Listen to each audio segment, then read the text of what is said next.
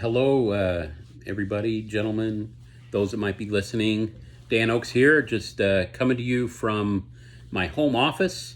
You see my big buffalo behind me, but I wanted to make some comments about a specific theme that we discussed in group therapy this week, and I just want to talk about the difference between shame and acceptance, and how that works with compulsive behavior, specifically with pornography and sexual addiction, and the importance of really understanding the difference.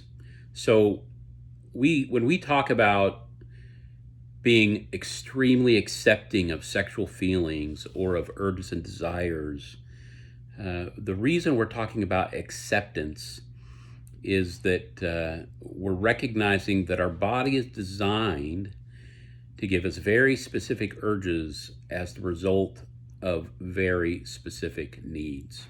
And that's how the body works. And sometimes what happens is we pair a negative emotion with a core human need.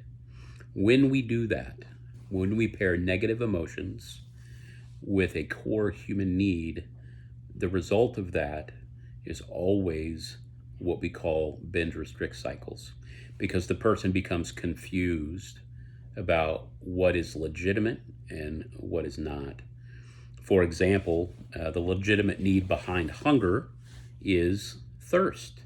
Behind hunger is energy. My body needs energy. When it needs energy, it gives me hunger. And then I eat, I get the energy need met, and I get a little bit of dopamine to reward the behavior so that I will repeat it.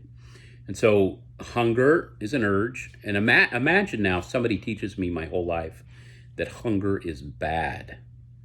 Well, what will I do when I feel hungry?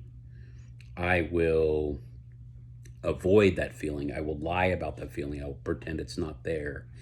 And I learn to become inauthentic with that urge. And so what we're doing in treatment often is we're trying to repair that mistaken negative emotion around the core human urge. Now, sometimes in an attempt to help control those urges, what individuals think, or sometimes parents, will think that we need to think negatively of those things. We need to be scared of them or worried about them. I want to assure you, when we teach our children or we teach ourselves to be scared of our core human urges, it will always produce alienation of self. So what is originally designed to create a help for control produces binge restrict cycles, dysregulation, pain, and despair.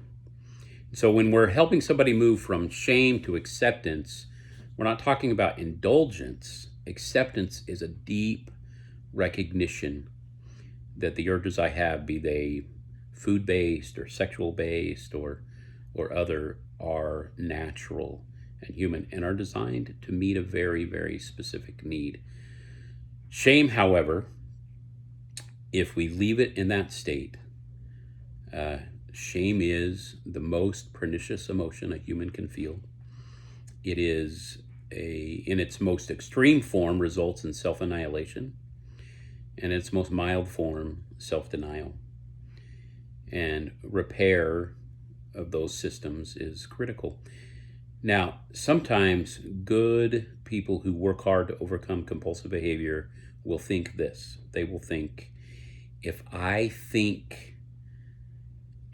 feel bad enough about this, I will eventually stop.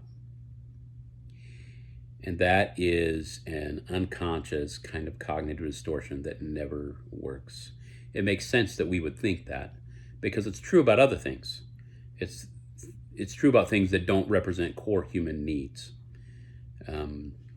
It's true about a lot of other things, but it's not true about the things that are unique to our body. Anyway, this was my attempt to try to separate an understanding between shame and acceptance as a primary kind of interpsychic necessity to correct, to repair, and recovery. Remember, compulsive behaviors, addictions, those things, we often over-focus on the compulsive behavior as the problem, and it's not. It is an attempt at a solution. The problem is the pain or emptiness an individual feels inside. So our goal is to try to repair that process. So from my home office, I'm scruffy faced today and just wanted to share this message. So thanks, and I hope this is helpful to somebody.